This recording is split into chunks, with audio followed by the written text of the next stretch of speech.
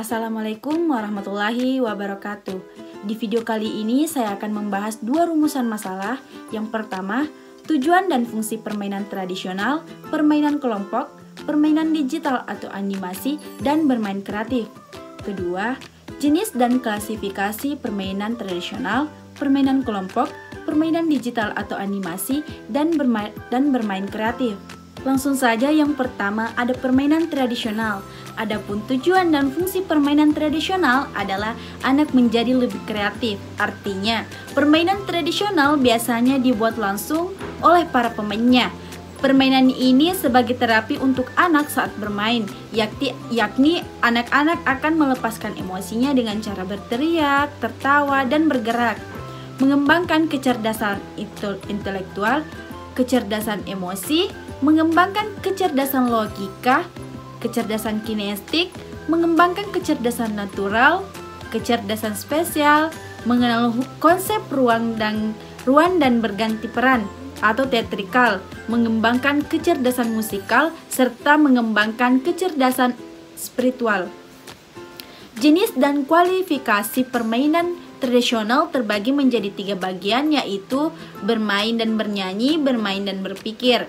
Kualifikasi permainan tradisional yang lebih lengkap dikemukakan oleh La Vega pada tahun 2007 yang membagi permainan tradisional menjadi 4 kategori, yang dalam kategori tersebut masih membedakan menjadi beberapa jenis permainannya, seperti permainan psikomotor, permainan kerjasama, permainan yang mempunyai lawan. Yang kedua ada permainan kelompok. Adapun tujuan dan fungsi permainan kelompok, pembelajaran kerjasama dalam kelompok banyak digunakan pada pembelajaran anak usia dini karena dianggap sesuai untuk melatih sosial dan kemampuan bekerja sama melalui permainan yang melibatkan anak dalam suatu kelompok. Diharapkan mampu mengembangkan kemampuan sosial anak, terutama dalam hal kemampuan bekerja sama dengan teman dalam kelompoknya. Jenis dan kualifikasi permainan kelompok. Jenis permainan yang dapat dilakukan secara berkelompok untuk meningkatkan kemampuan kerjasama antara puzzle, jigsaw, lego atau U-block, duple, dan building block. Yang ketiga ada permainan digital atau animasi.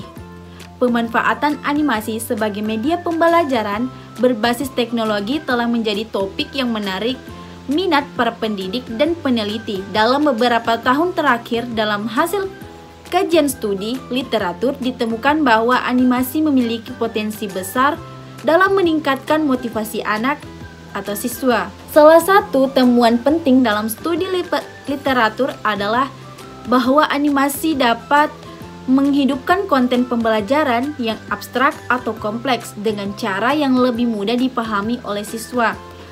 Melalui penggunaan elemen gerak, warna, dan suara, animasi memungkinkan siswa untuk memvisualisasikan konsep-konsep yang sulit dijelaskan secara verbal atau statis. Hal ini meningkatkan daya tangkap siswa terhadap materi pembelajaran dan memungkinkan mereka untuk memperoleh pemahaman yang lebih mendalam. Pengembangan lebih lanjut permainan ini dalam bentuk teknologi digital atau berbasis komputer adalah dengan membuat animasi benda-benda multidimensi. Artinya benda-benda tertentu ditampakkan dari keempat sisinya, depan, belakang, samping kanan, dan kiri secara bersamaan dengan cara diputar. Jika memungkinkan, tampaknya benda tersebut dari keenam sisinya, atas, bawah, depan, belakang, samping kanan, dan kiri. Yang keempat, ada bermain kreatif. Tujuan dan fungsi bermain kreatif bertujuan untuk mengembangkan aktivitas dan kreativitas anak didik, yakni dengan berbagai interaksi dan pengalaman belajarnya. Proses siswa menemukan gerakan kreatif melalui eksplorasi permainan tradisional yang dipelajari bersama-sama.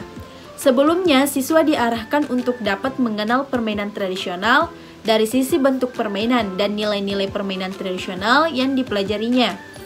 Melalui kegiatan permainan tradisional, anak diarahkan menggabungkan kemampuan kreatif melalui kegiatan berekspresi dan berkreasi. proses kreatif dalam pembelajaran tari melalui permainan tradisional dalam penelitian. Sebelumnya dilakukan melalui tahapan pengenalan, tahapan eksplorasi, tahap pembentukan gerak, dan menyusun gerak. Sekian pembahasan materi kali ini. Sampai jumpa. Assalamualaikum warahmatullahi wabarakatuh.